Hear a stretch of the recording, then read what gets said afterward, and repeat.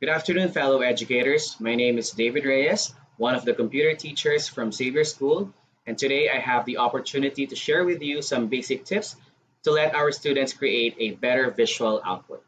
First, I will be sharing with you some basic mobile photography tips which you and your students can use to create quality and stunning outputs. Next, I will also be demonstrating with you one of the free tools for photo editing, which is Snapseed. And lastly, we'll cover another great tool, Canva, which is also great for photo editing and creating and designing your content. So without further ado, let's begin. Hi, fellow educators. Welcome to the first part of my session. And for this part, I will be sharing with you some basic tips on mobile photography that will help improve our students create better visual output. And all of these tips are applicable with the use of smartphones and tablets. So let's begin. When we talk about photography, there are a lot of things that we can consider. But for the sake of this discussion, I will be grouping them into three: space, perspective, and colors. I will go through all this quickly in my presentation, starting with the use of grid lines. So one of the best ways and easiest ways to improve mobile photo or taking mobile photo is with the use of grid lines. So what is grid line? So this is a line that superimposes in the screen of our smartphones that will give us the rule of thirds. So all photographers are aware of what the rule of third is. So this is a grid line or a rule where we divide the photo into 9 equal segments. In this case, it's a round shape. You cannot see the equal spaces, but if you're using a square photo or image, it will show up. So the most important thing is that putting the subject in any of the 4 points in your grid lines. Excuse me.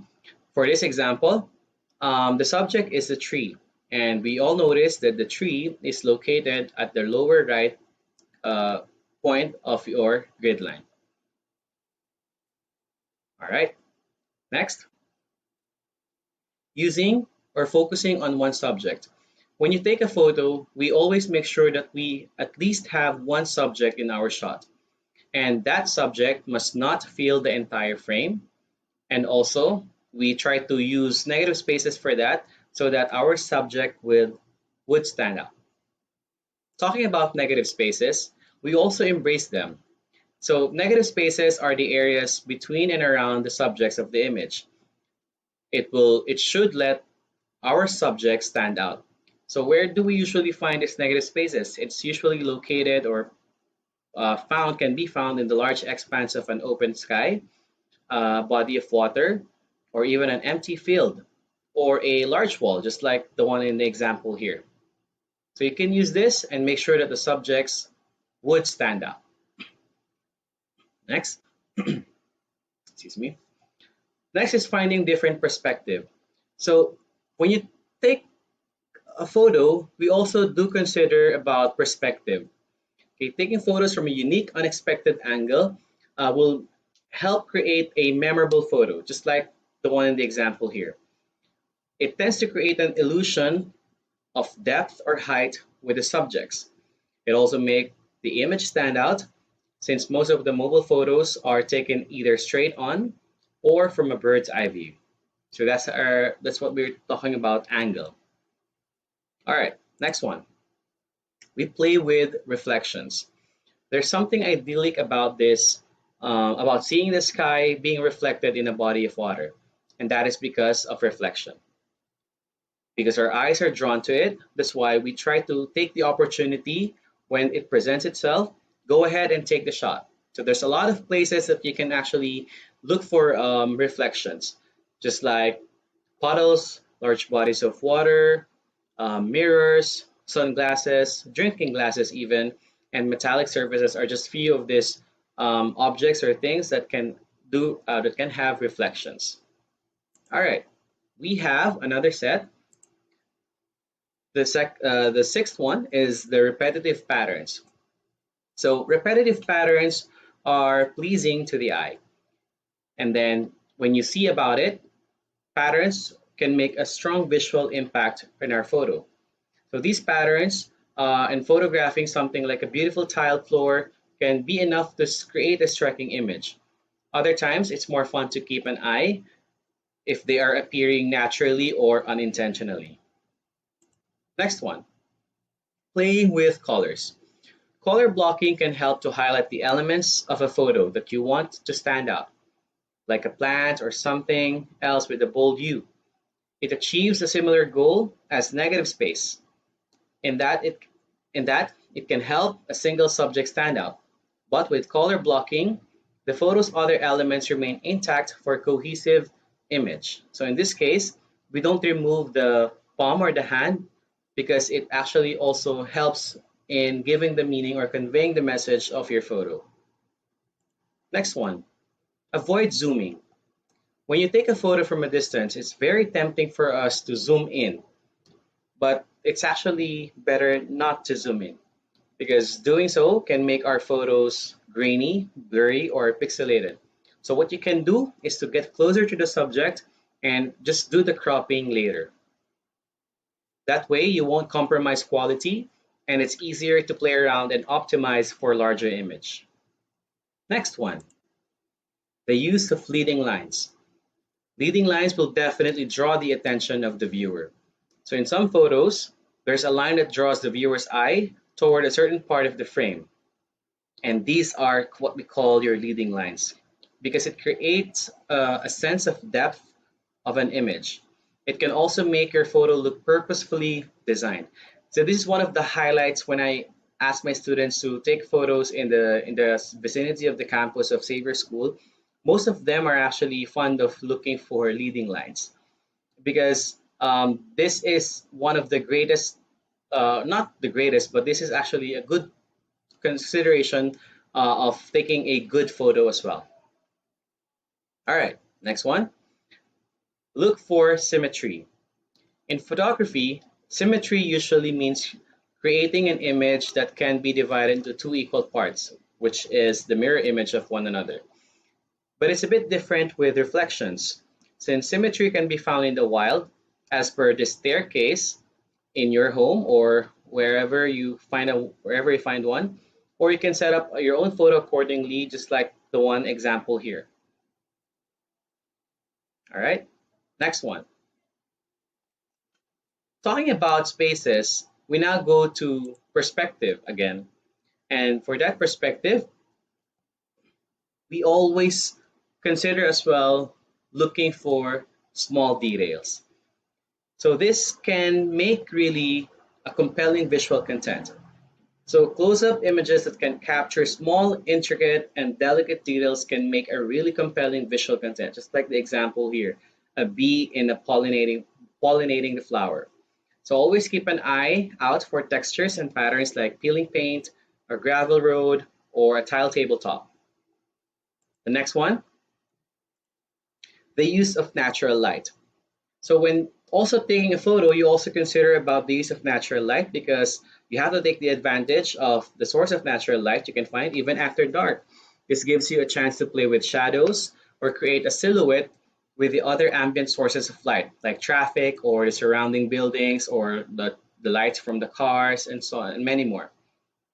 The next one, the use of flash responsibly. Sometimes most photographers would use flash in the day, and that is actually correct because sometimes it creates an invasive and uneven shadows in your photos.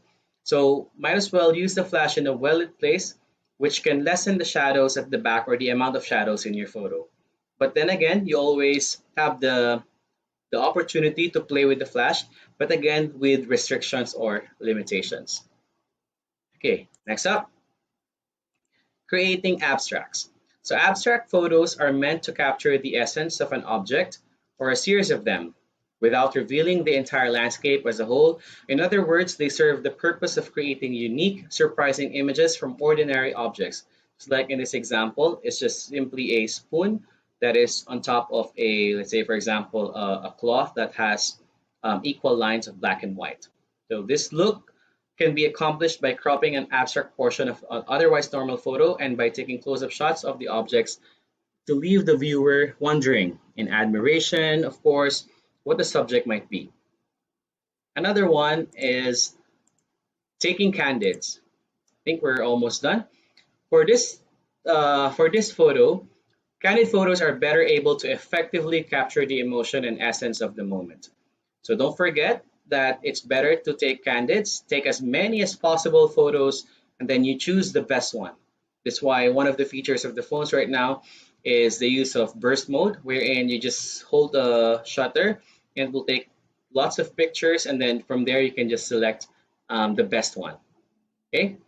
And lastly, don't be afraid to be conventional.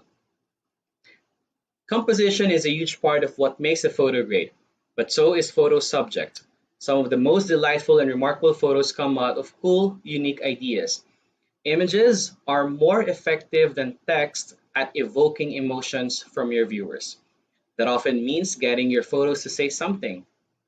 So don't be afraid, be creative, have your own unique ideas in taking your photos. And I think a lot of the tips can be seen in the social media such as Facebook posts, Instagram, and Twitter. And all of these are readily made available by the photographers.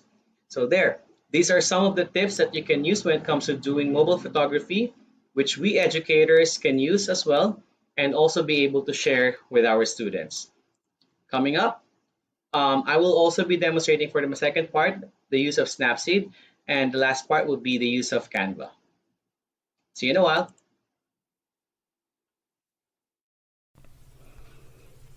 Hi, cheers. Once again, I'm back, and at this juncture, I will be demonstrating with you how to use one of the free tools for video and photo editing. So this is Snapseed. So what is Snapseed? Snapseed is a photo editing app that you can use to help create better visual outputs both for students and teachers alike.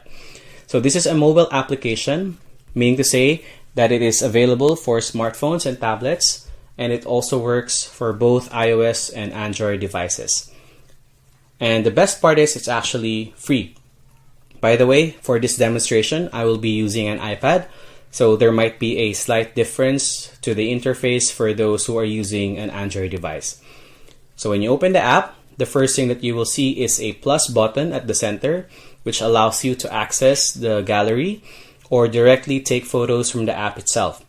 And for this demonstration, I have pre-selected photos, which I will be editing later on. So we open the device and then select from recents. Sample this one. Okay. So before we start, I'd like you to focus on the right side of the screen. So there are three icons here. So the first one is for the filters. So this is like an already ready edit made for your picture. Okay. Current. The second one, the second icon is a pencil-like icon. When you click that, it opens up to 28 different editing tools. And then the last one is the share icon. So the share icon, which allows you to save and also share it with others as well. So for this demonstration, I will be using a photo from the assessment I gave my students previously. And then in my case, since I am a computer teacher, what I focus more on is the technical side of editing. So I also encourage my students to edit the photos manually and not just select the auto filters. So let's start editing. First, let's select the pencil button here. And don't worry, we're not going to be using all of it. We're just going to use one tool here, and that is the tune image. That is the first icon on the upper left. So we click that one. You can make the picture bigger by just zooming in, just pinching in. Okay. And then at the bottom part, you would notice that there are four more icons there. The X icon, the adjust icon, auto adjust, and then the check icon. So again, as I've mentioned a while ago, I encourage my students to spark their creativity by manually adjusting the photos. And then remember the goal of editing, which is to make it better. All right, let's begin by clicking the adjust icon, or just simply scrolling your finger from up and down. Okay, you would notice that there are 7 different tools that you can use. So let's dive into the first tool here, which is your brightness. So let's define also what these tools are. So first, brightness is one of the many tools responsible for the amount of light in your photo. So to make an adjustment, you just drag left or right to see the changes in your photos. Okay, so let's try to make it a bit brighter. So when you're doing an adjustment, just a tip, just consider adding more or less to the amount, because you're also going to use or check out other tools as well. So let's start first by adding a little bit of brightness to this photo.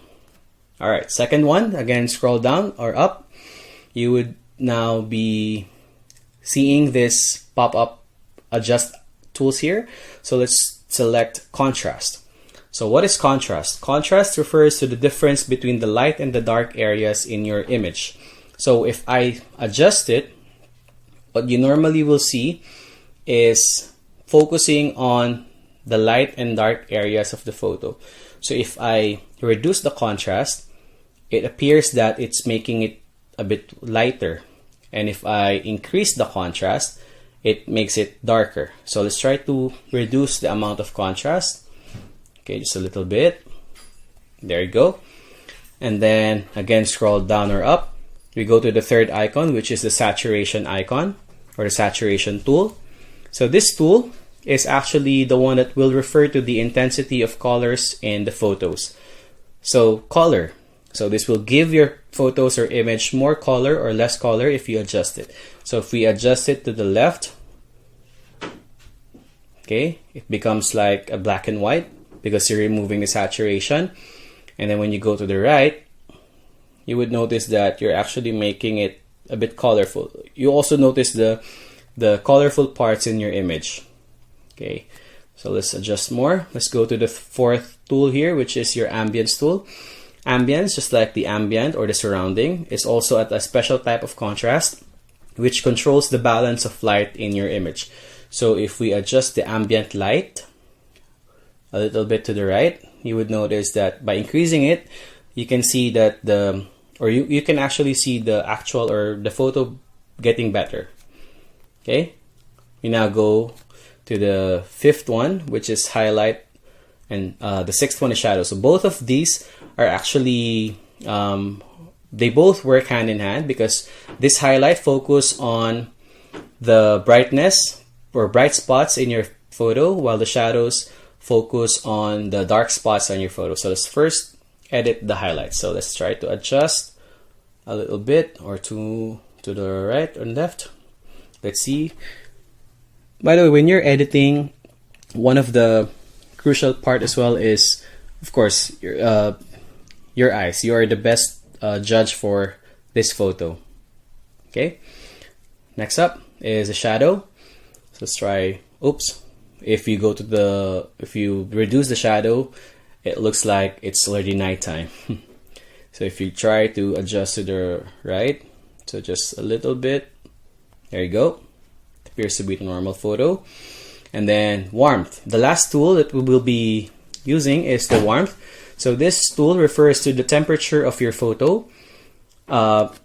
It pertains to the yellowish tint or the bluish tint of your photo. So when we scroll to the left, it gives you the photo is actually becoming cooler, and if you swipe to the right, it's becoming warmer. So as you can see, you can actually play with this by just simply adding a little amount of warmness to your photo, so to make it appear like it's a normal or natural photo taken by the day. All right, let's move on. Again, if you want to make certain adjustments, more adjustments, you may go back to the previous tools that you have used. Again, brightness. If it's not enough for you, you can add more. And then scroll.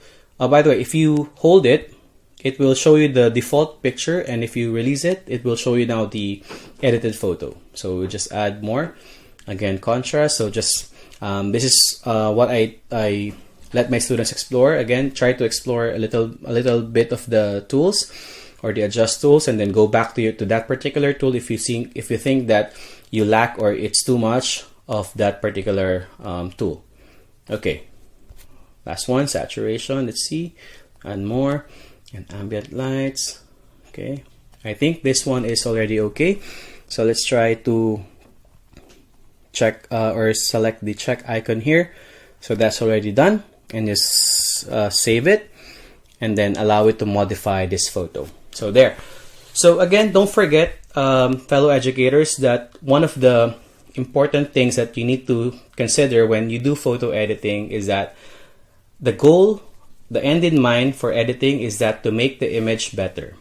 Okay? And then also, when you share or when you share this to your students, you also let your students express their creativity by exploring the app itself. So that's what I also encourage my students to do, to explore what other tools or options that they can actually use for photo editing. So that's it. Thank you, fellow educators.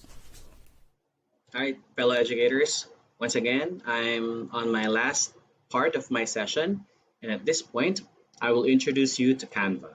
So what is Canva? So Canva is a graphic design platform used to create visual content. It is available for both mobile and web-based.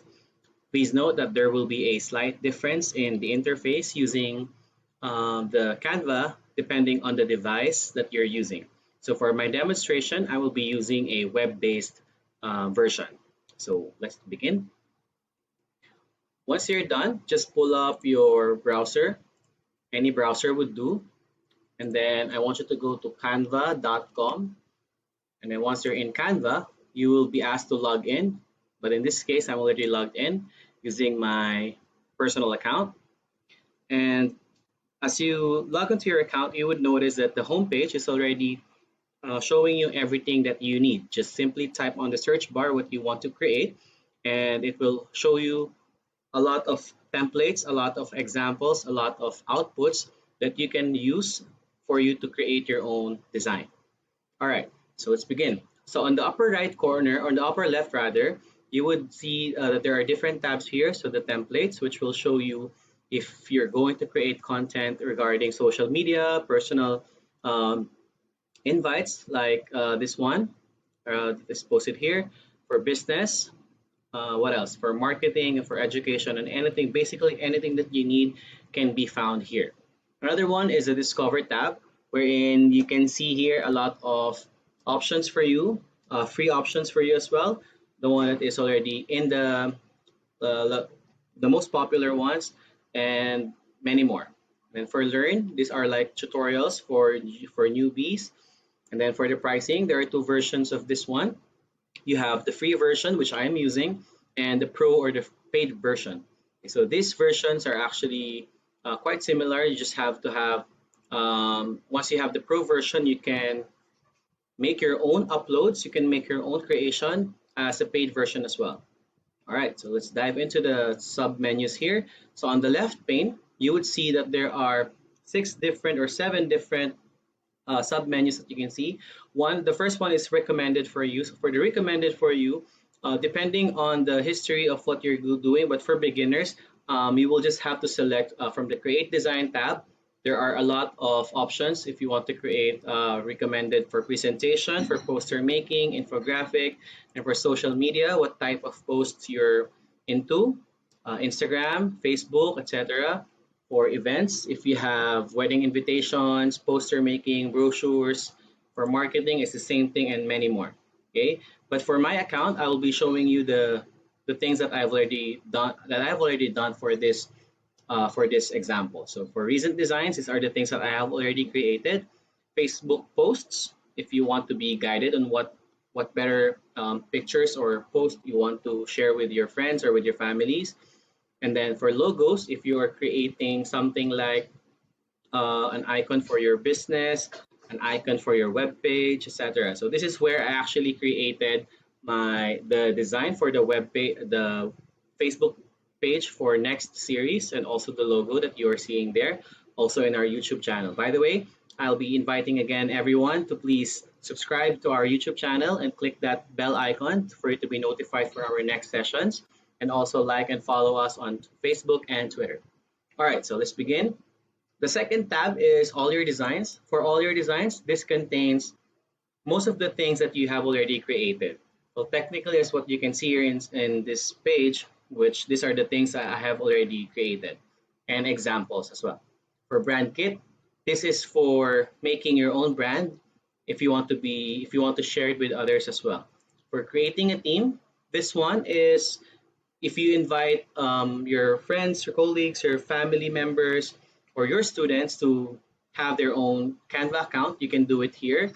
And then the folders is like an organization of the things that you have already created, your designs, the posts that you have liked, the things that you have purchased, uh, creations that have been shared with you, your own uploads. And for me, I have already created a folder which the others and the excess for school matters, and the others are for my personal creation. All right, so let's begin with all your designs. So I'll be sharing with you the one I have already created as an example. And since our context is more of the education, I have provided a sample assessment that you can use, for example, for CLE, social science, English, Filipino. Just make sure that you include as well a rubric for your students to understand and how or what they need to do in order for them to be guided, especially when creating content, something like this. All right, so we'll just go over on how I create this since I have already an example here. So you can search, for example, the template, which is an infographic. So these are the templates. Templates are already made available for Canva for you, so you can use it. You can explore and edit it. Again, these are templates, so please, we are not going to assume or we are not going to own it. We're just gonna use it. Use the template, the design that they have provided for us. Okay. Again, creativity is the number one goal of this application here. All right, second one. So the first tab here is templates. The second is the upload. So for the upload, this is where you can find most of the things that, of course, came from you. Just like an example here from our photography class or photography session earlier. This is the two photos. I only took two photos because I don't have any much examples for my nephew, but I just used this for this demonstration purpose. Okay, so I uploaded it, and then you can also upload videos here. And then the third icon here is for photos. So these are the sets of different photos which you could also use if you want. So these are all free, so you don't have to worry about the copyright issues here. But if you want to look for another picture or photo, you can just browse in google.com and then just make sure you properly cite the sources where you got the picture from. All right, the fourth one is the element.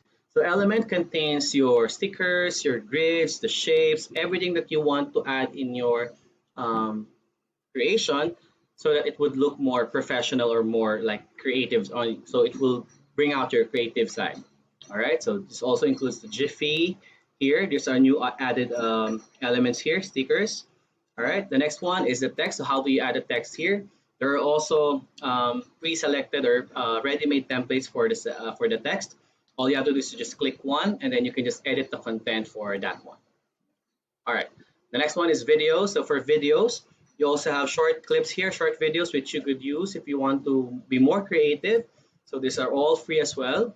Okay, and then for background, just like what you are seeing in this example, I used the third icon here or the third background here. So there's a lot of backgrounds that you can use for your presentations.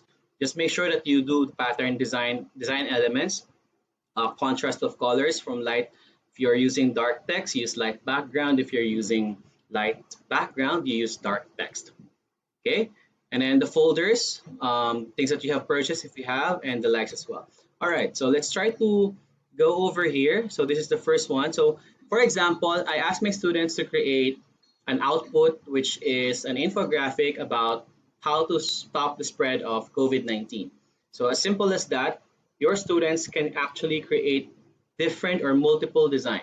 As long as you don't hinder their creativity, as long as there are rubrics that they will guide them, you will guide them rather, and then there are also sets of criteria that you have to put into place. All right, so in this one, page one, so you can add many pages or many examples. If you're not satisfied with the first one, go ahead with the second one. And as you can see, these are all the same. I just differ the design element. I just made it plain. You can add colors into it. You can play with the elements here. You can play with the text. You can play with the uploads. And I just want to share with you one of the tips. I know most of you are wondering, what if I want to use my own picture and I want to remove the background? There's no problem. I will be sharing with you one of the tips you can do if you want to. For example, let's use this picture and I want to put it here without the background. Okay, so what you can do is just simply open up another tab and visit remove.bg. And then for this one, all you have to do is to upload an image or upload the image that you want to remove the background from. For example, this image here is the one I want, and then I will just simply select it without doing anything, just upload it. The system or this website will already help you or will already provide you the image that has a final output, which the picture for yourself, your friends, without the background. Let's just wait. While waiting, let's go back to this one, and then as you can see, this is the fourth one, the fourth example. If you want to change this one, you can delete. And then I want to insert the one I have uploaded here, and then just resize, and there you go. All right, let's see if it's done. I think it's loading, still loading. Let's try to refresh the site. Upload an image again, and then use this one. See, I hope it will push through there. So it's uploading, and then you don't have to do anything else. All you have to do is to simply click the image, and then it will automatically be downloaded. If you open it, there you go. So the image is already free from background. So what I need to do now is to just upload it, and then hit there. All right, there's my nephew without the background. Okay, so let's try to do this again. Let's remove this image here. Then I want to insert my nephew here. Let's just wait, it's still loading there. Let's click, and then as you can see, let's zoom it in, 75%. All right, let's try to resize that. Just drag, oops, okay, let's move it here. And there you go. So you can add more, you can explore more, and that's one of the things that you can, one of the many ways that you can do to remove the backgrounds. Others are doing the Photoshop, so we're not going to be using that. I just demonstrated, I just shared with you one of the tips, the easiest way to remove background for. It also works with animals or whatever subject you're working on. Let's try this another one. Let's close this one, and then let's upload another image. Let's say these puppies here. All right. Say I want to add that puppy just to create an example. So that's the original, and this is the final. Just click it, and then I'll also be uploading it here. And there you go. So you can see here, you would notice that the 3 puppies are already here. Then let's try to remove that or decrease that. And there. So this is an example of what I want to show you. So I've already placed it there. So just click again if you want. And there, you can create many copies or multiple copies of that. So it would appear like it's photoshopped, but it's only done in Canva. And now, how to download, how to get the final output that you have created. So after doing the editing, after doing after doing the final output, if you think you're done, let's say for example, in these 4 examples, I want to use the third one, so page 3. So how do I get this? There are different ways on how you can share this output here.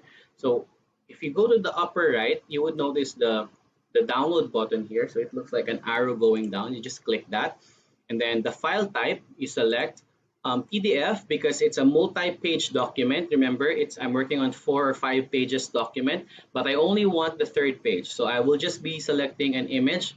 So we always select the portable network graphic, which is PNG, and then select the page that you want. I said page 3, and then we click done, and then we just click download. And then let's just wait for it. So once you're done, you can open the file, and it's already in the image file.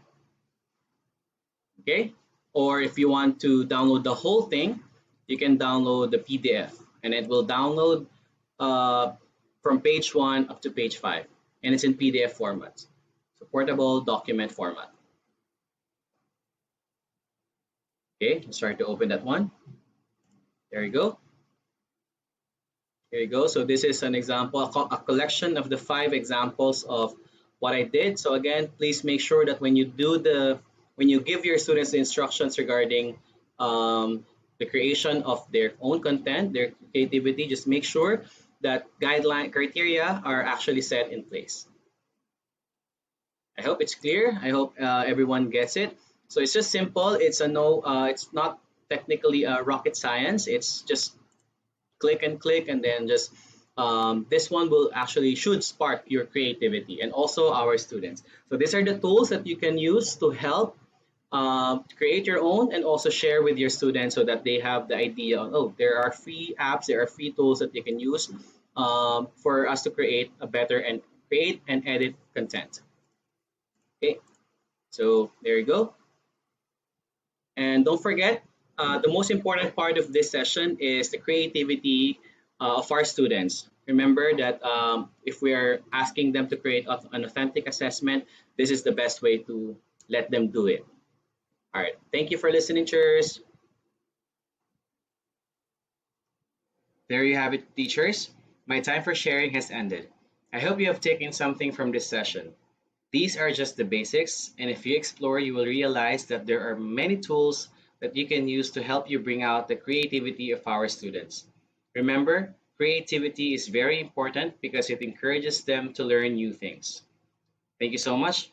Once again, this is David John Reyes signing off. Don't forget to show us some love by subscribing to our YouTube channel and following us on Facebook and Twitter. Have a great weekend, everyone.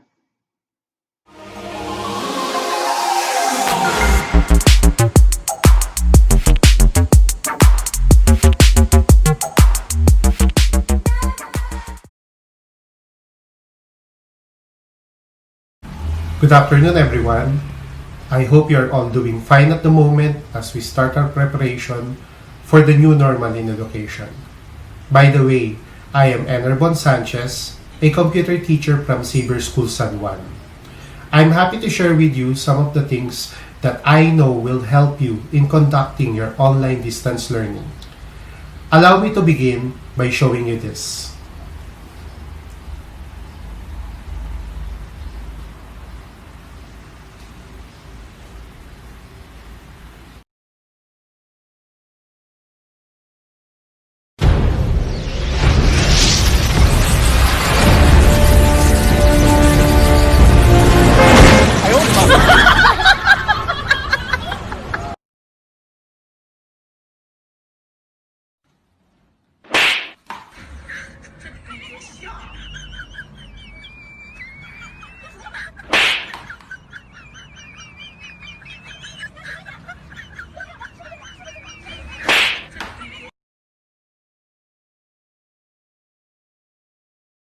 Welcome back. During this quarantine period, most of us have been entertained by videos from TikTok, YouTube, and Netflix. In just a glimpse, we have all become either video creators and or video consumers. And now, it has actually become a way of life for many of us. This proves that indeed, video is now a literacy. To further quote Dr. Tim Kitchen, a senior specialist from Adobe, he said that these days, many are saying that learning how to make a quality video is just as important as learning how to read and write. Most internet content today is via video. Video is the media that our students most like to digest. End of quote. It is also good to note that based on studies, our brain interprets visuals better than text. In fact, the multimedia principles states that people learn more deeply from words and pictures than from words alone. This is from Dr. Richard Mayer, a proponent of multimedia learning theory. In other words, a video stimulates the sense of our students and it appeals to their multiple intelligences. It facilitates better retention of knowledge, especially for complex or difficult subjects or topics. And it increases proficiency in both communication and digital literacy. part of the teachers, a video offers flexibility to do pause and skip. It allows for a flipped classroom or flipped learning setup. Video production can also be used as an authentic assessment. Lastly, video encourages change of role for the teacher from a lecturer to being a facilitator of learning. And one of the tools that we can use in creating impactful or compelling visual stories is Adobe Spark Video. Let me introduce to you what Adobe Spark Video is. It is a simple video production app that syncs seamlessly across web and mobile devices. Students can personalize their outputs to become unique, from the voice, the pictures or video clips, and the text. They can also use a variety of themes, giving a feel of truly making a short movie. Another advantage of Spark Video is that you can create and share anytime, anywhere. And the best thing about this is that you don't need to be a well-trained video editor to produce visual stories in minutes. Now, allow me to walk you through the process of creating videos by Adobe Spark. Are you all ready? Now I'll show you how to use Adobe Spark Video. So I will open a browser and then type in the URL box Adobe Spark. But since I know the exact URL, I will just type spark.adobe.com. Okay, so there, we are in the website of Adobe Spark. So if you notice, they're really promoting creation of visual stories. By the way, Adobe Spark is composed of 3 apps, namely Adobe Spark Post, Adobe Spark Page, and Adobe Spark Video. So Adobe Spark Post, that is for creating social graphics. So it's for your social media sites, especially if you are into Instagram or Facebook or Twitter. Okay. Then Adobe Spark Page is for creating web pages without the need to encode HTML commands.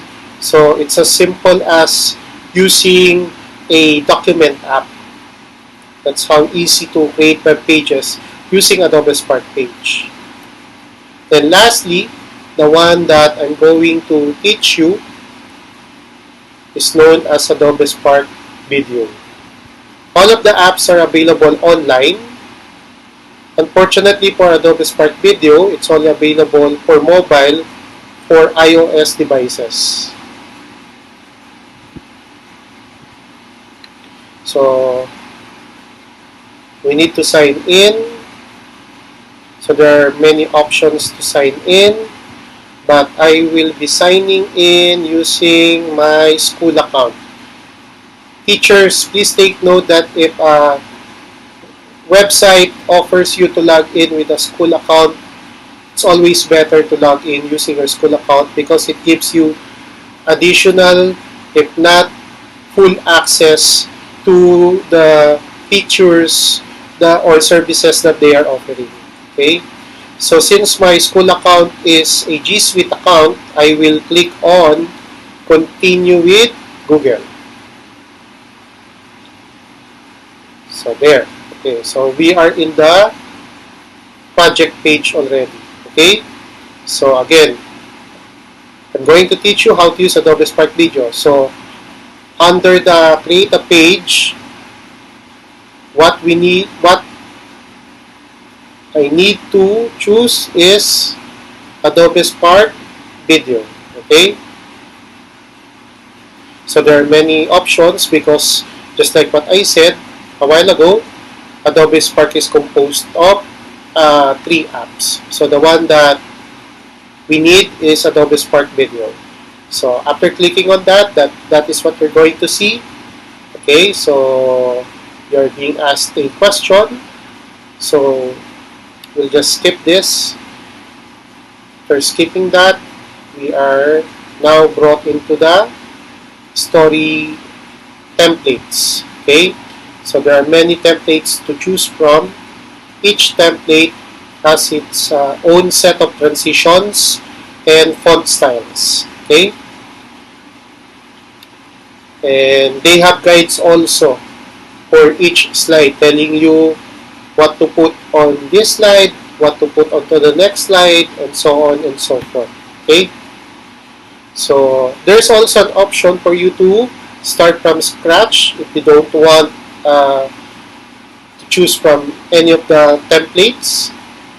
But for this demonstration, I think I'm going to choose this one, the template promote an idea. By the way, for this demonstration, I will also create a material that I am teaching in computer education.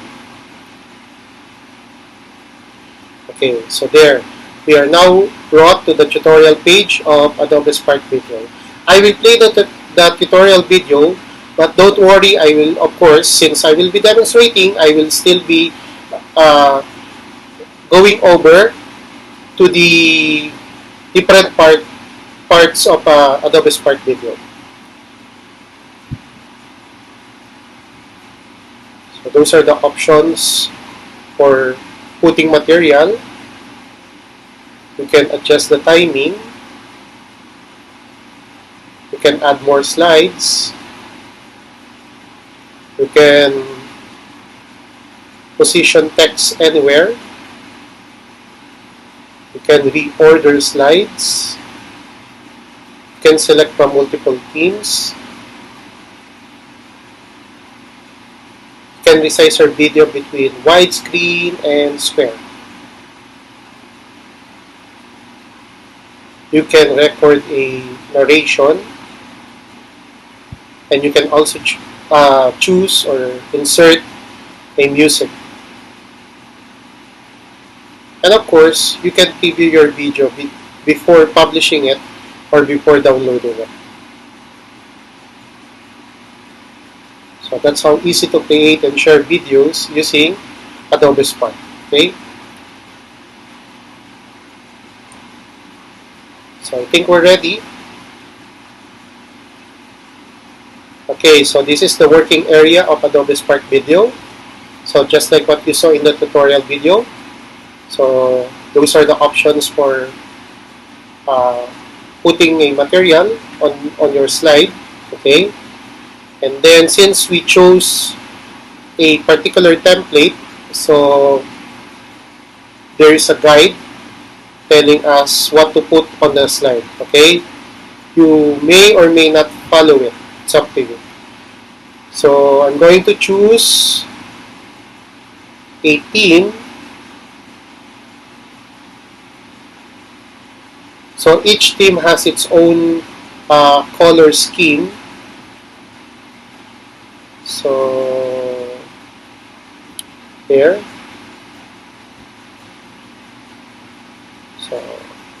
So I added a slide, so that's how you add a slide. I deleted it, so that's how you delete it. So I'm going to choose the theme Tidal, and then the color that I'm going to choose is blue. Okay. So that's the option for resizing your page, but for this project I'm going to use the widescreen. And that's the option for the music. So I made the volume louder. Okay. So for the layout, so it's the layout of the page. So there are 4 options: full screen, split screen, caption, and then title and text. Okay. So let us put the first material.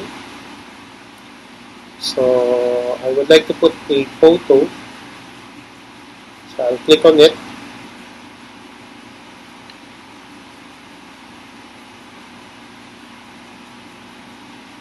So after clicking on it, you will see options for inserting a photo.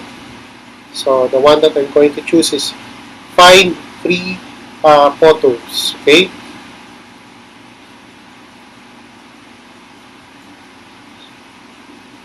So again, photo, find free photos, and then type a keyword there. So since I'm going to create a material for computer education, so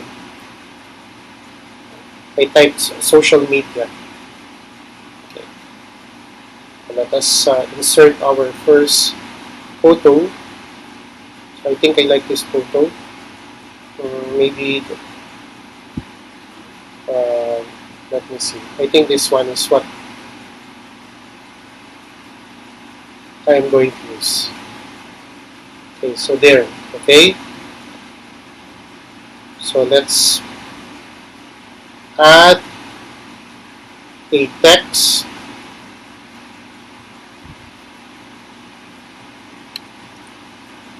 So since this is the first slide, usually it's the title slide. So I'm going to put there, what is digital citizenship? Okay. So I would like the text to be bigger. Okay, I have achieved already the biggest text. So I'm not happy with the layout of the text. I think going to, or I'm not happy with the layout of the page. So I'm going to change the layout into split screen here. So the other half of the page is for the photo, the other half of the page is for the text. Okay.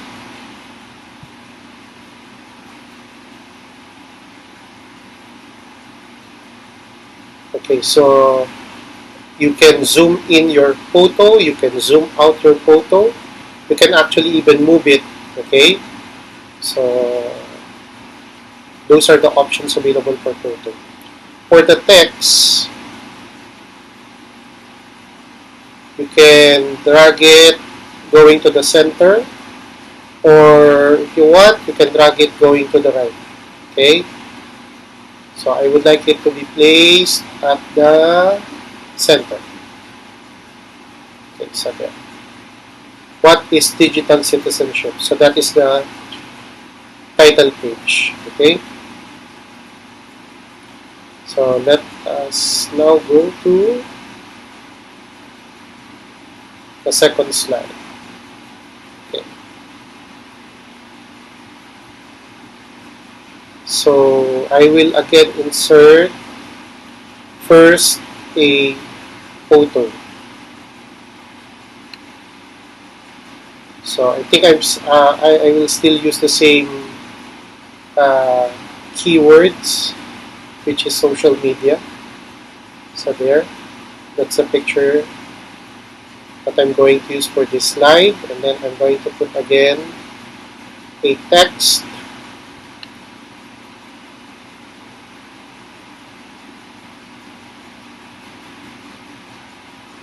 I'm thinking of what to type here. So let's start. It is respecting people and views online. Okay, so I want the text to be bigger there, but it's covering the picture, so I think I need to adjust the text.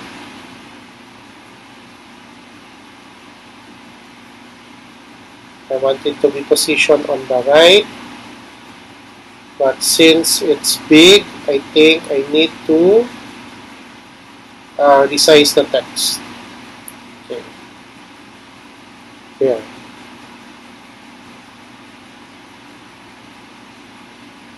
Still covering a part of the picture.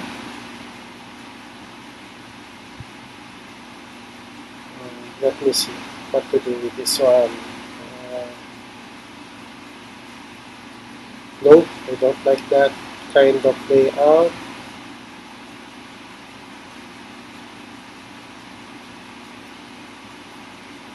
I think I still need to readjust this.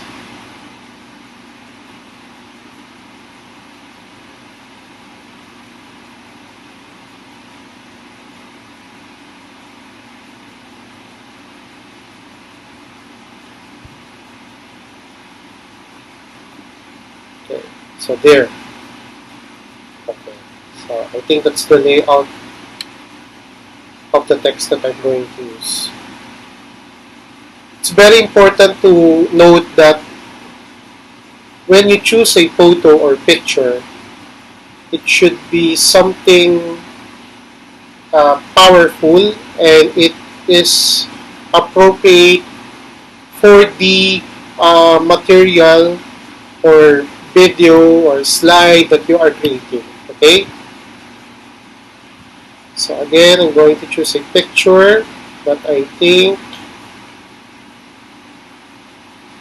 the picture that I would like for the third slide is not there.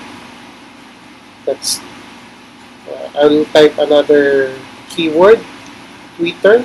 I'm looking for a particular picture.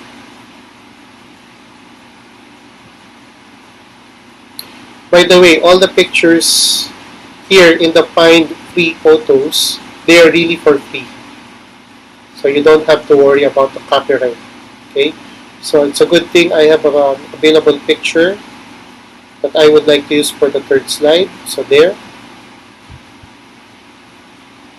The reason is that I have a particular set of text for this picture. Okay, so this is the one that I'm going to type. It is thinking critically online. I will make it bigger.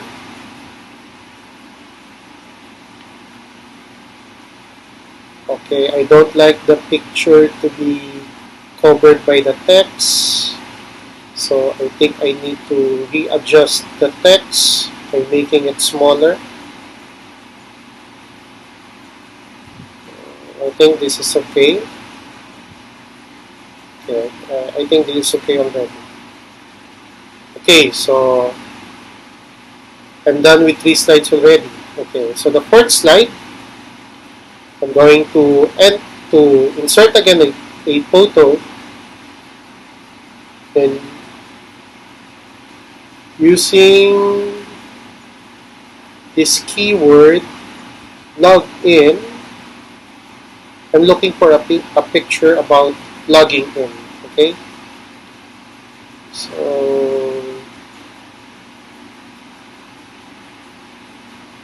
I think the picture that I would like is not there. I'm thinking of another keyword to type. Sign up, sign in.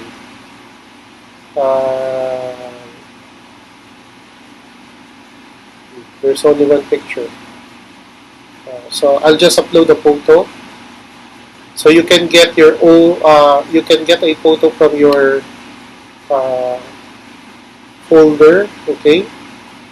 So that's the picture. I think this picture is okay. So the text that I would like for this slide and particularly for this photo is, it is being safe online with your private data and in making social connections. Okay, so I'll make the text bigger. Okay, I don't think that I'm happy with the layout of the text, so I need to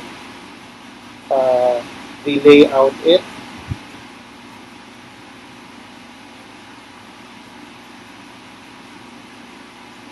Or instead of changing the text, what I'm going to change is the layout of the page.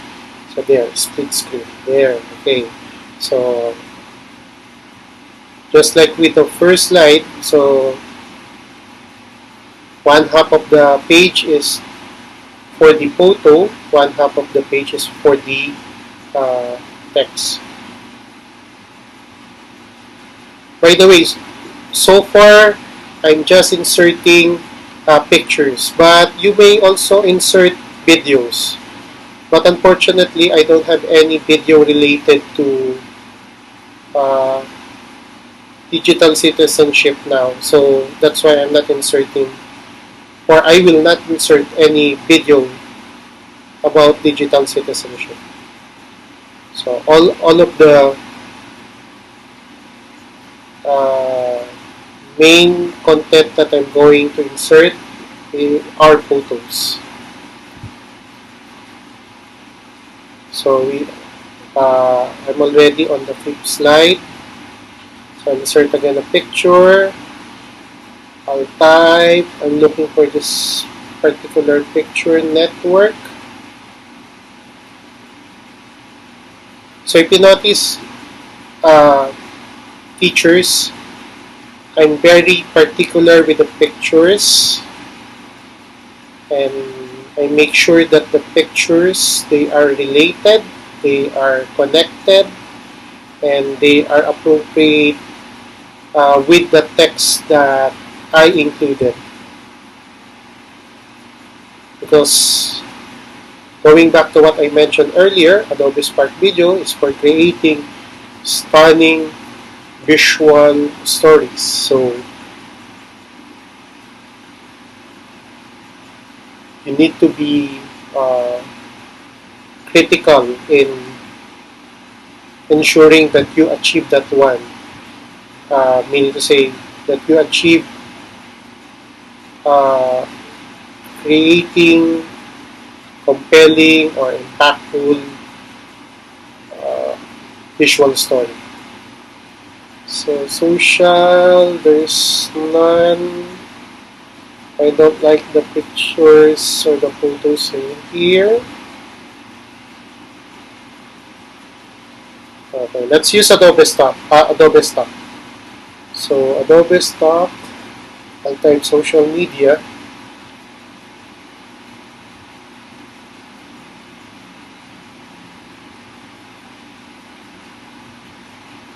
Okay, so there are photos that I want to insert. Okay, this picture, I think this is okay. But let us see. Oh, there is a watermark. Okay. So I don't like a picture with a watermark, so I think I'm going to replace this picture.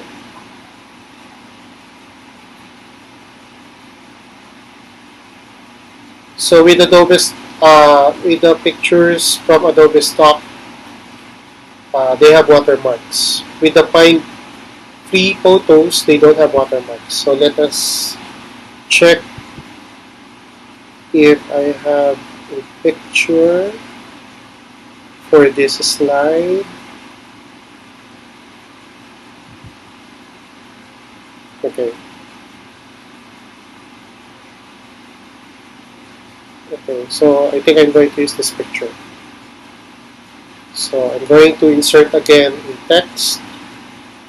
So since I'm talking about digital citizenship, so again the text is related to that. Is being responsible in how you behave and communicate online.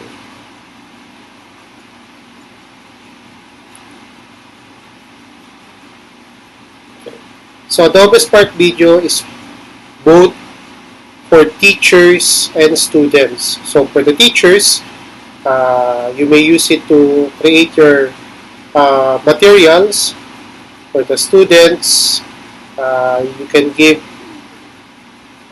videos as projects, homeworks, or better yet as authentic assessments. Okay, so I am not happy with the layout of the text. I think I still need to relay out this.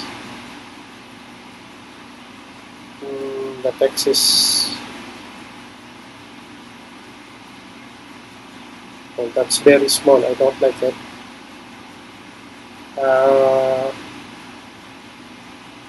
Okay. I need to adjust some text.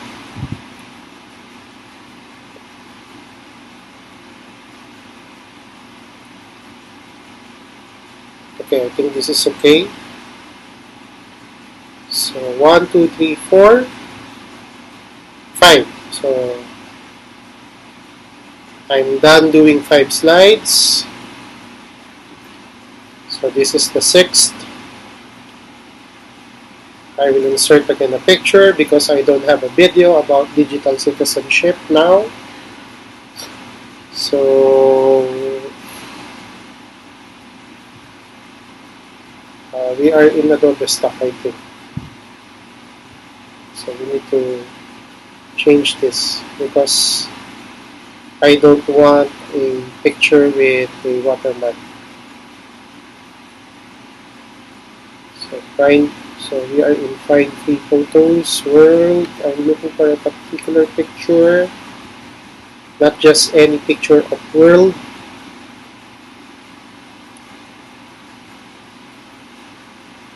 I think I need to adjust my keywords, digital world.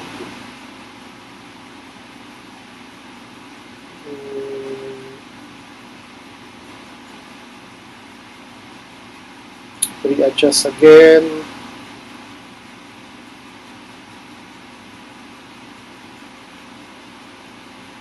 Okay, so there is no picture. So let us see if I have an available picture from my desktop folder. Okay, so there. I think this is okay. So I'll insert a text.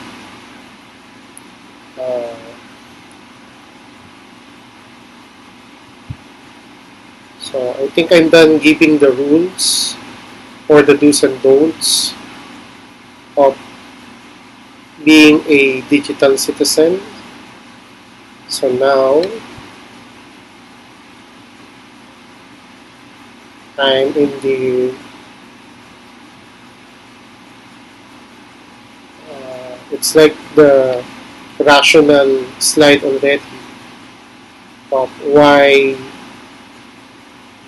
you need to be a good digital citizen. I'm not happy with the layout, so I'll change the layout. There, caption. So when you choose caption, what you will notice is the text has a background color. Okay. By the way, can you choose a font style or font face? No. You can only resize or adjust the alignment of the text or reposition the text, but you cannot choose a font style or font face. Okay, but each template, each theme, they have a set of font styles. So I think this will be our last. This will be my last slide. So allow me to look for another picture. So since this is the last slide, I want it to be a very good, I want a very beautiful picture that will end the presentation. So since we are creating a video of still images and text, we need to ensure that the pictures are powerful enough to send the message that you're trying to send. Okay, so I think the picture that I'm looking for is not here.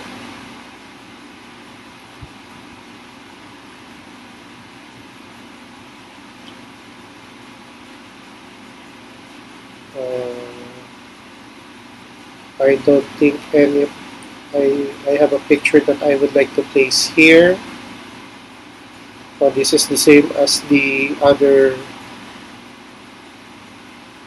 slide, so I don't like a duplicate picture. So again,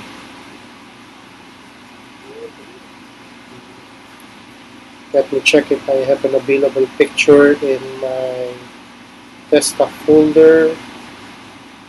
I don't think that I have.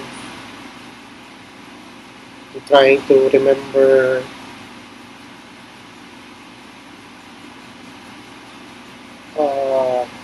No, still the same. Trying to remember where did I place, or if I have picture for this slide. Okay, so since I cannot find the picture that I want, I think, let me try again. One more time. Find people to social network.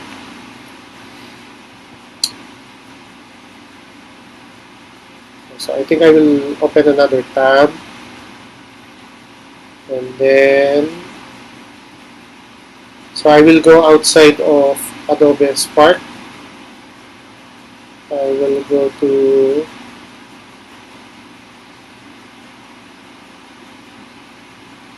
no, that's not the site that I want. So I'll type Pixabay.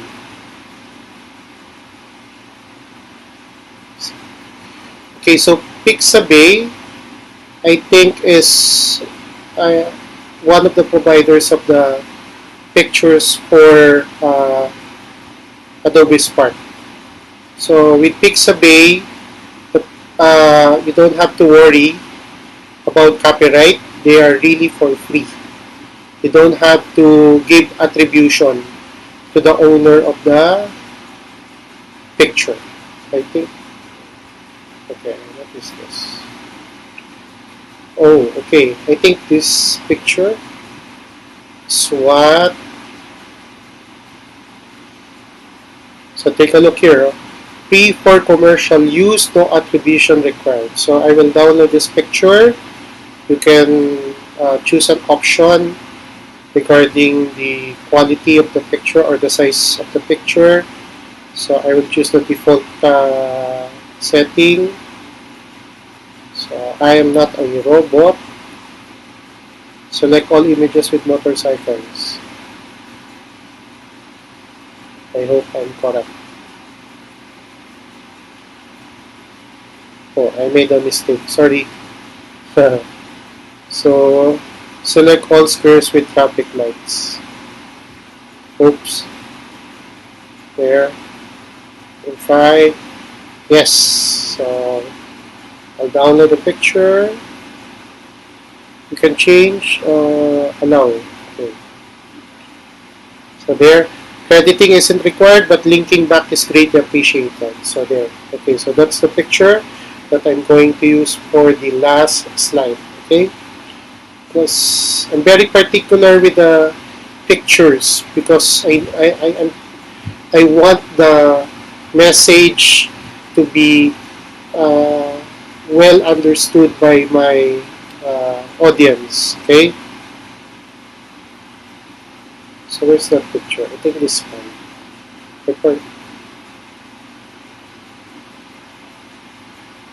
Okay, so let's go back to the page. So upload photo. So I don't think it was saved on the desktop. So I need to go to downloads there, personal.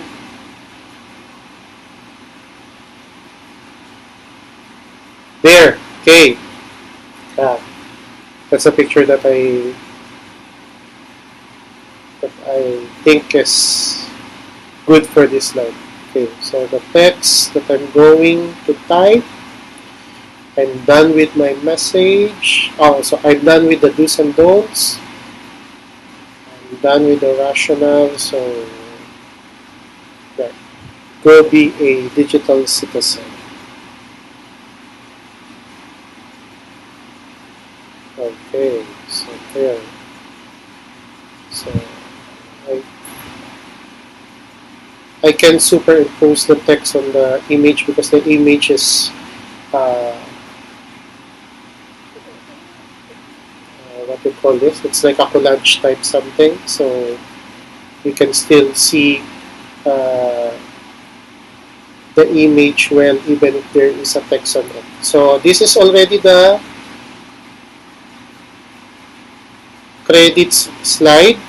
By the way, if you notice there below where I'm typing, so Adobe Spark uh, gives attribution to the owner of some copyrighted materials that I used for this project. Okay, so there. And since I used a picture from Pixabay, I don't have to type there where I got the picture. Okay, so prepared by myself.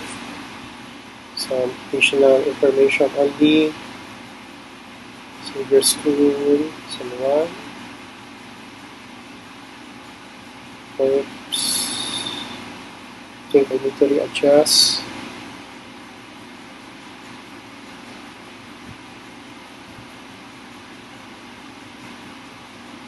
Okay.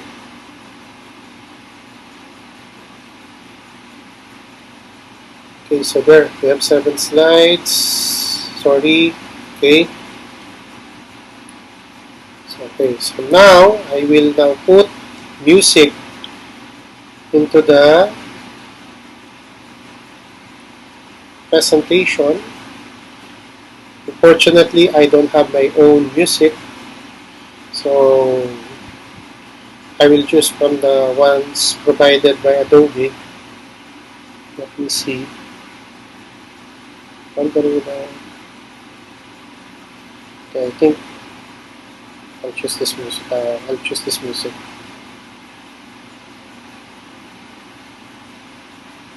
Okay. So now I will adjust the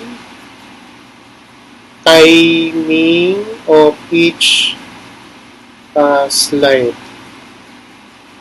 Okay, so why do I need to do that? Because there are some texts that are quite long, and if you are presenting this to younger students, they might not be able to appreciate your video or your presentation if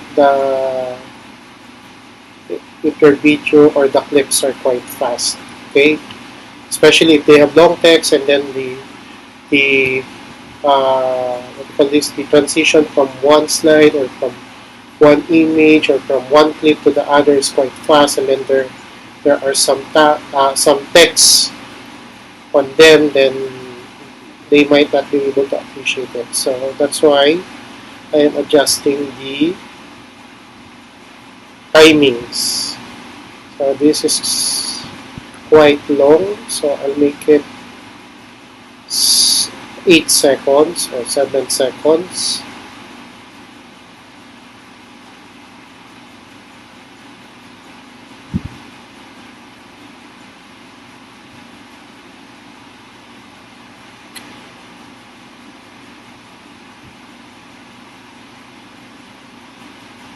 Okay.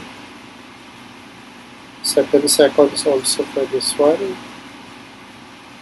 Okay. Okay, so 7 seconds. The last slide.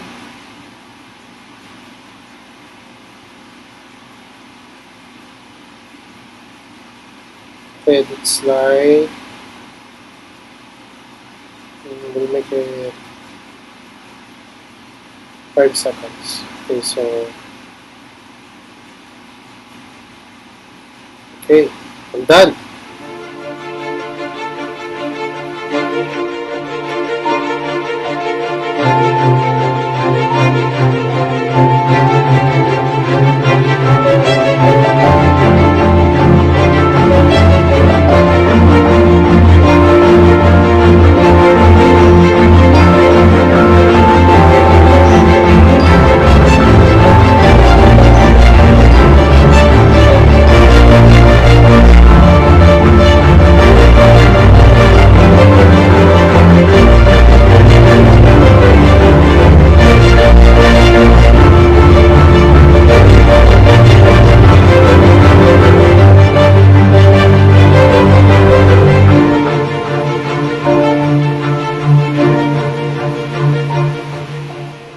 Did you like the video?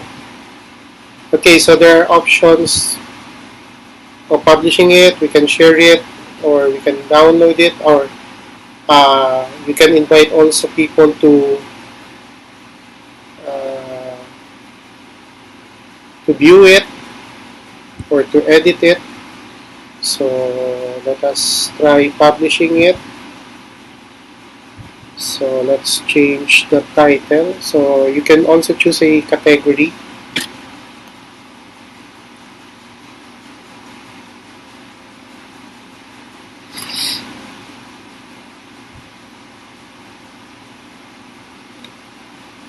You need to change the title. So what is digital citizenship?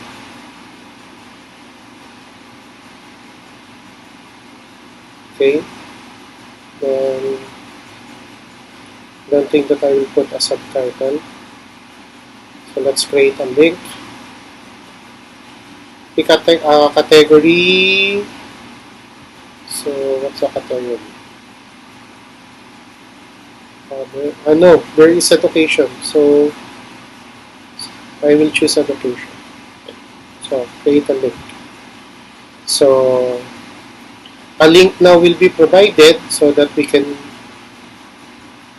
share the work. Okay.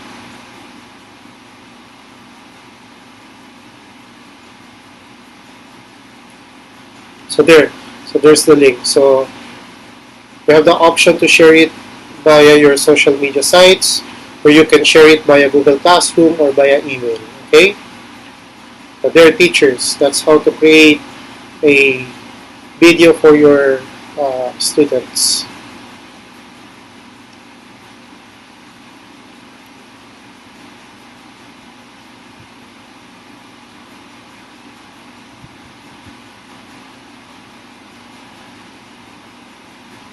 Okay, so now I downloaded it. So let's allow. Okay, allow.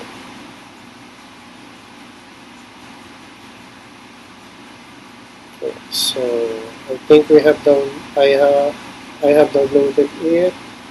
It's there, available already in my downloads folder. So there, teacher, that's how you use Adobe Spark video.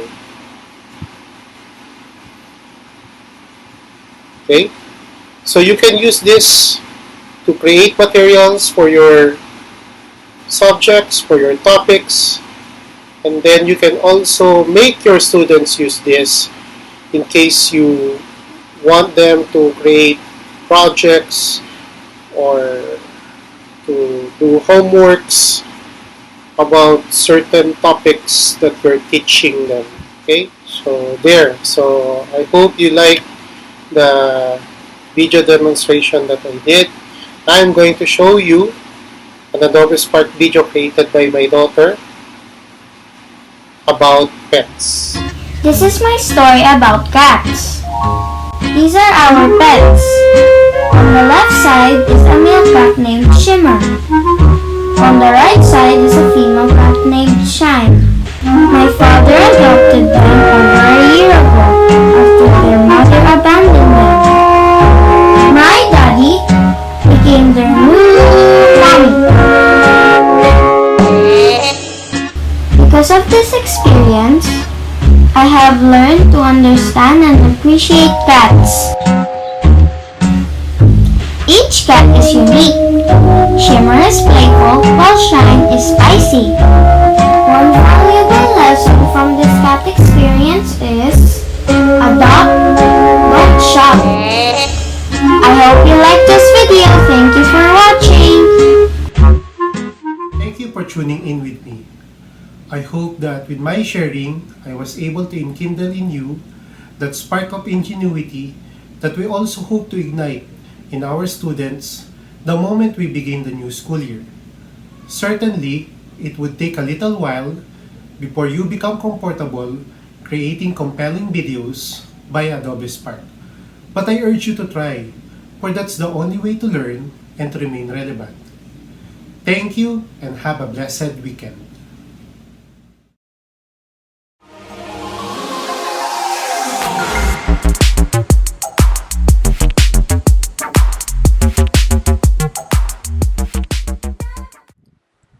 Good afternoon, everyone. I'm Angelo Mallari, a junior high school CLE teacher of Xavier School, San Juan. I'm a Google certified educator and an Apple learning leader. And today, I'll be discussing to you how we can help our students harness their artistic and innovative skills through ePortfolio.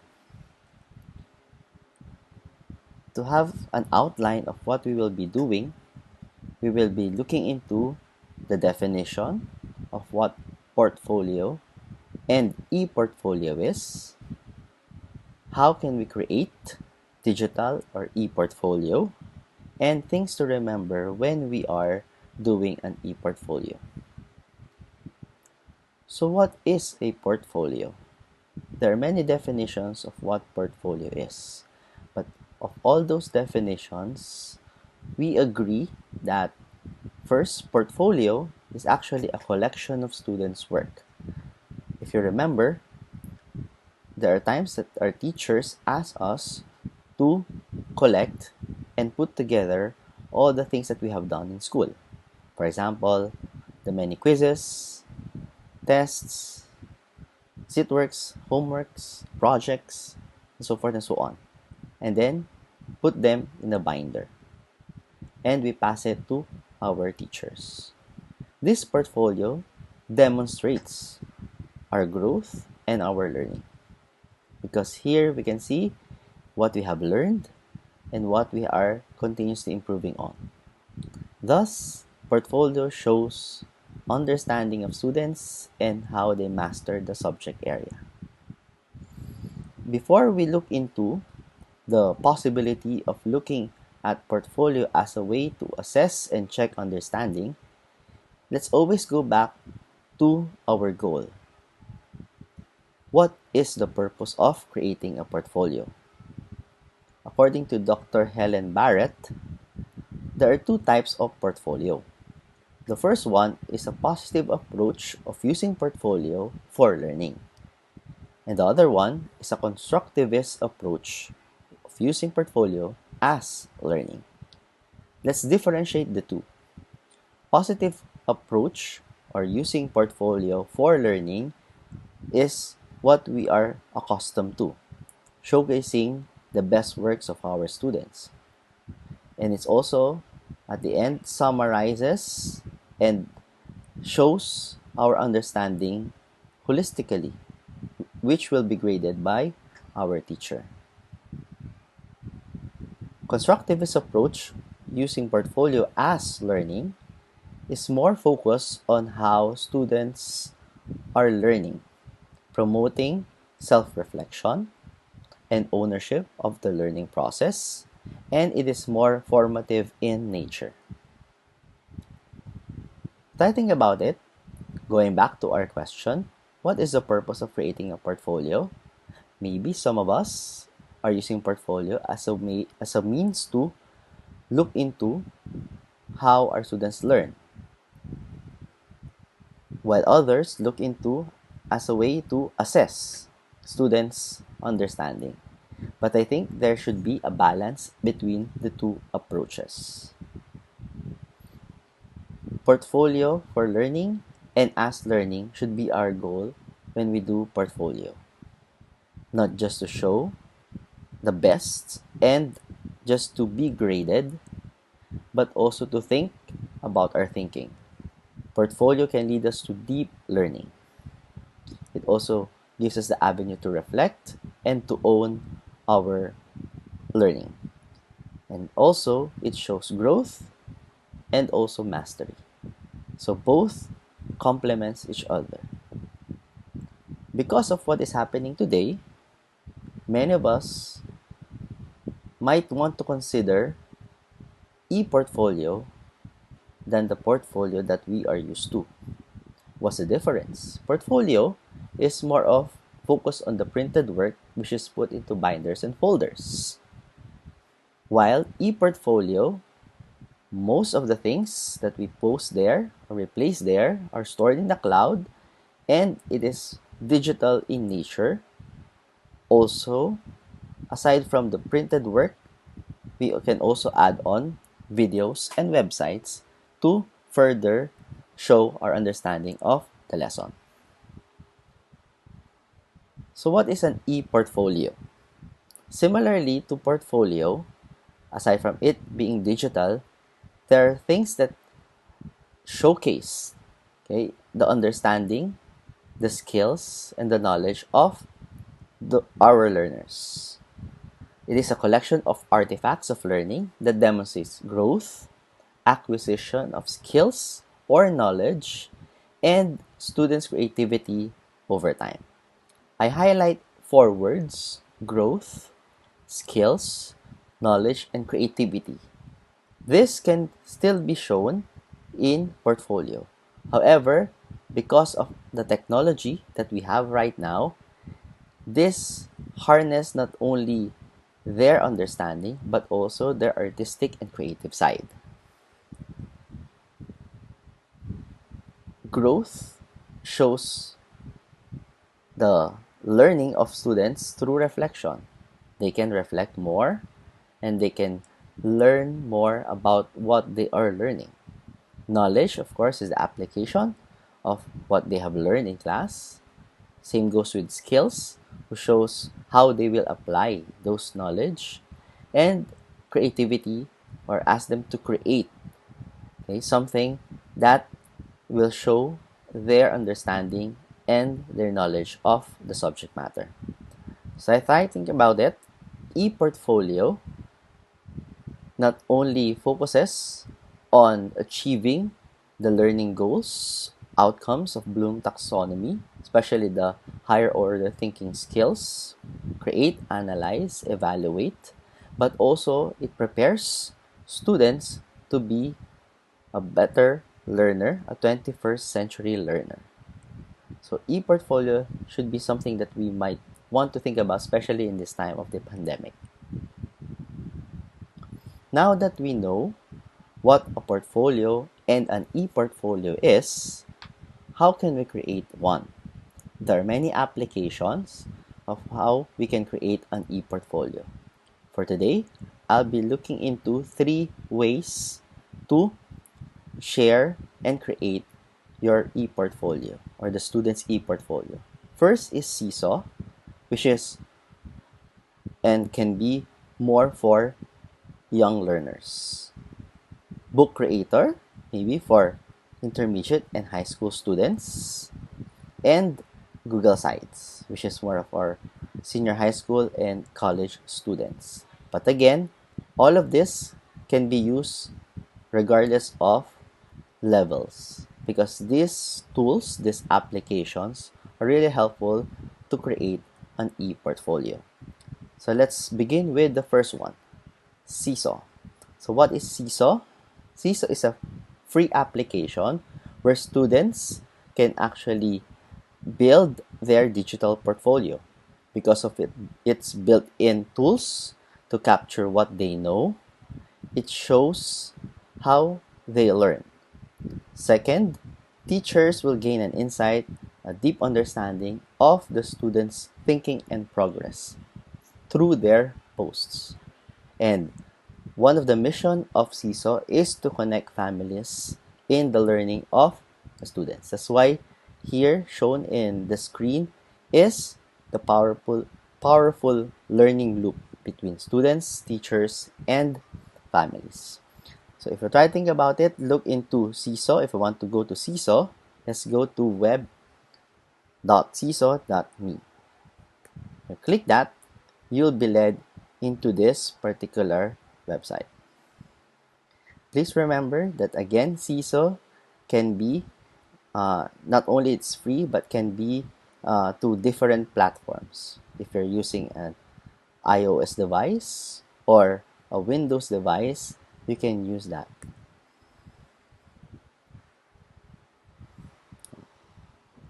So you'll be led into this one. One thing that Seesaw have been working out, especially in this time of pandemic, is remote learning. So students can unlock their thinking in any subjects that they want because of its powerful and intuitive tools. Also, can gain insights and meet the students where they are. It also engages families in conversations, especially on the learning of the students. So let's just look into what are the creative tools that we can look and we can see in Seesaw before we dive into that particular application. So there are endless possibilities to create and reflect because of its vast means and ways to showcase their learning, the intuitive tools, okay? And if you're using Chrome, it is better to use it in Chrome. But again, needless to say, you can also use iOS devices for this one. So let's log in our Seesaw account.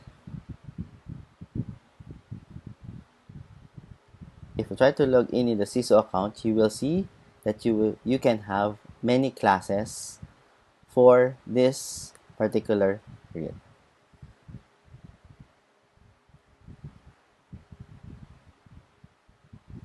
Okay. So here, okay, as we load,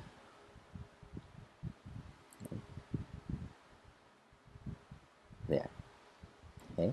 So I'll be using, okay, for our sharing, I'll be using a trial class for Seesaw so that we can see what is in store in this particular application. Okay. There. Okay. So this is how your class will look like, our classroom will look like. Okay.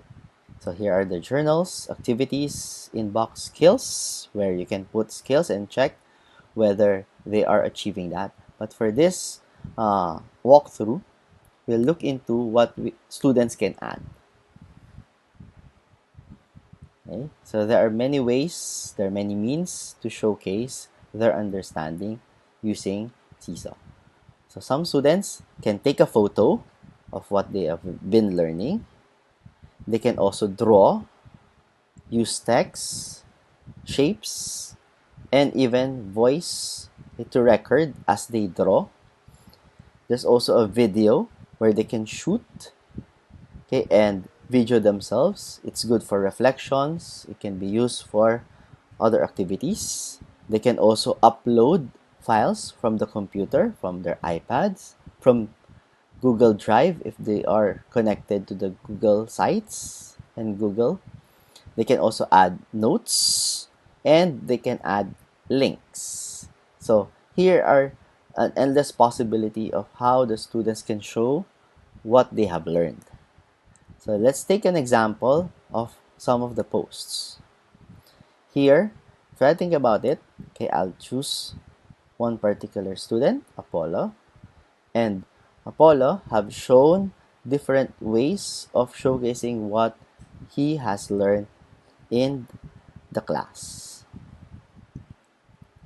Okay, let's just repeat it again.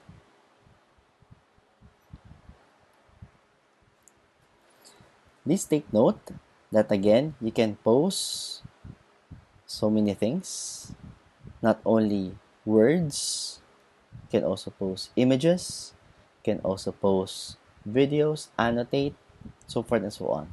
So here you can see that students can actually have a voice, and not only a voice but a choice of their learning and how they'll be able to showcase what they have learned.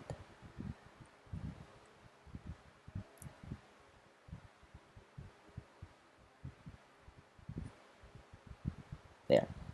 So for example, this particular student, Apollo, he was able to post notes. He was also able to upload a file, and then he can share it, read it to the class or to his teacher, and he can also annotate a particular picture.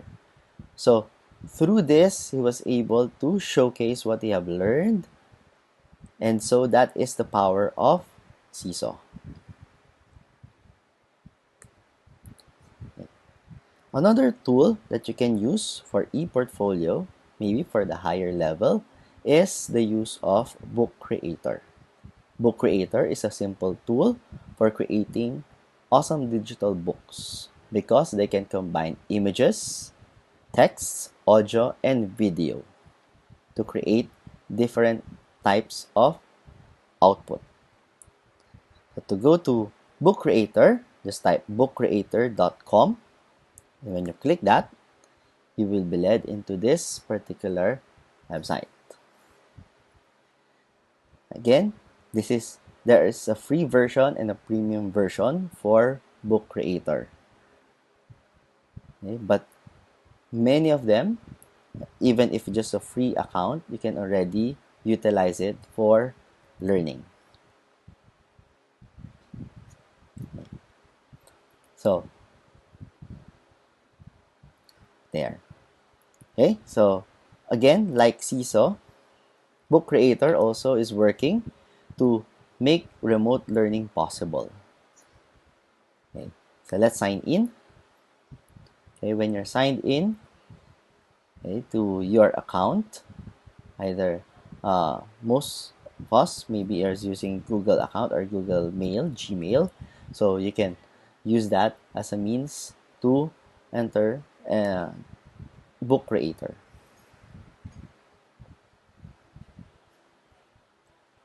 Okay. So while waiting, here's a sample of what you can do in a Book Creator.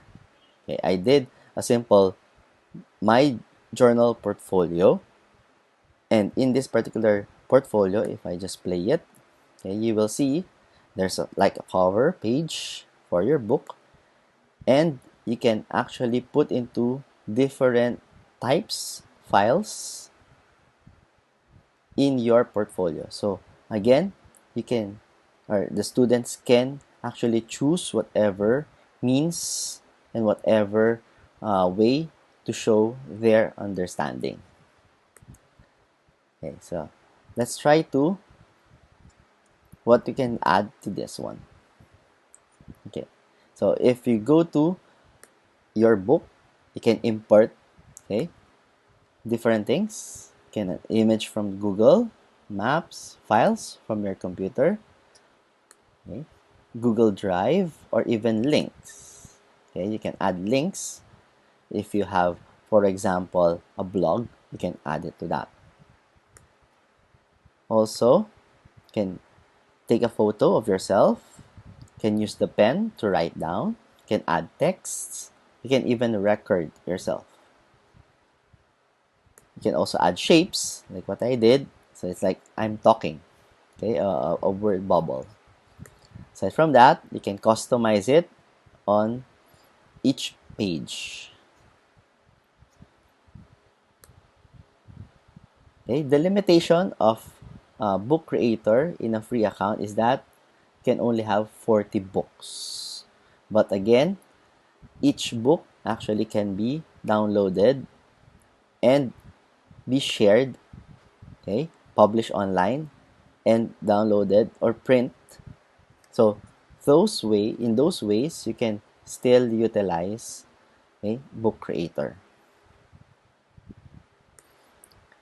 And the last one is the use of Google Sites. Google Sites is part of the G Suite account where you can actually build your own website.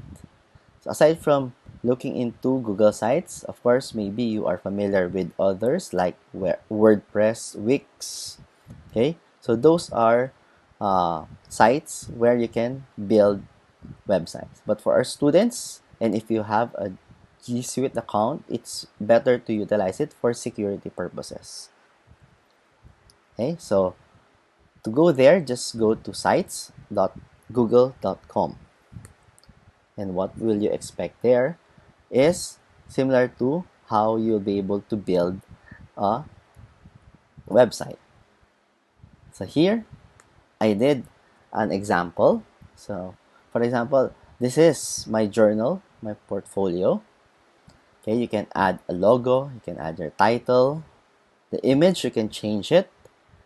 Again, you can add text, images from your Google Drive, and even embed. Here, I embed my own blog. So here, you can already showcase your understanding. Also, you can add some PDF files from the Google Drive and even images. So you see, there are many ways to actually create portfolio.